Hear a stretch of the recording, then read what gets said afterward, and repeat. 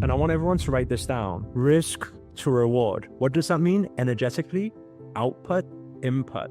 Bible, sowing and reaping. Law of attraction, giving and receiving. What does it mean? Science, action, reaction. So right now, we're putting this out. You got to take risk for reward. You got to put out to get back. You cannot just say, hey, universe, give to me, but I'm not willing to put anything out. Same thing with love, same thing with business, same thing with everything. However, sometimes when people put out more than they have, what happens to their vibrational frequency?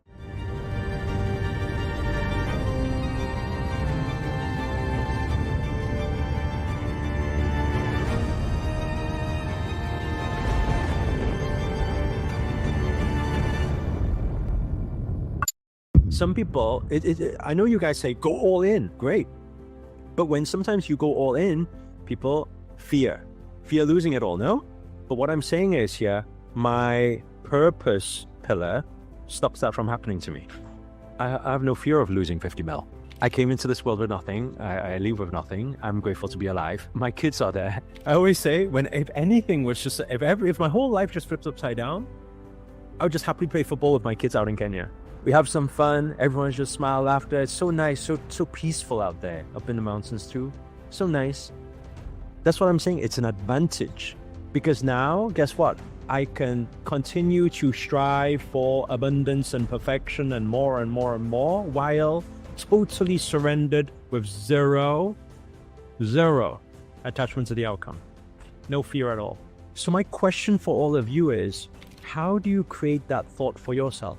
For everything that you've ever dreamed and wanted, for everything that you feel maybe a little bit attached to wanting and needing to manifest and things like that, how can you get yourself into that vibration where it can never be affected actually? Doesn't matter.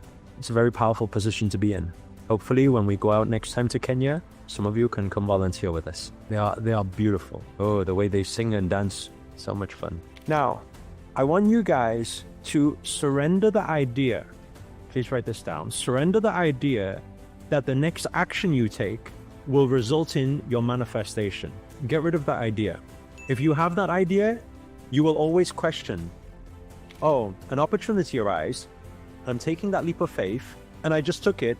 Oh my God, I can't see my manifestation. I must have took the I must be in the wrong sign. Then people start freaking out. Because I want you guys to understand, as it says on page 34, day ? For some reason, manifestation, please write this down. Manifestation happens in what?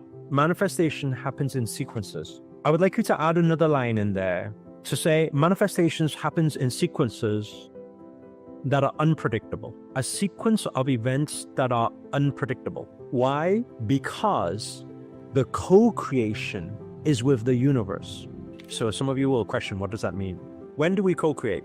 Okay, let me answer this question. What about if you are trying to manifest, I love you saying all the time, okay, but I want to challenge that a moment. What about if you want to manifest a bowl of cereal right now?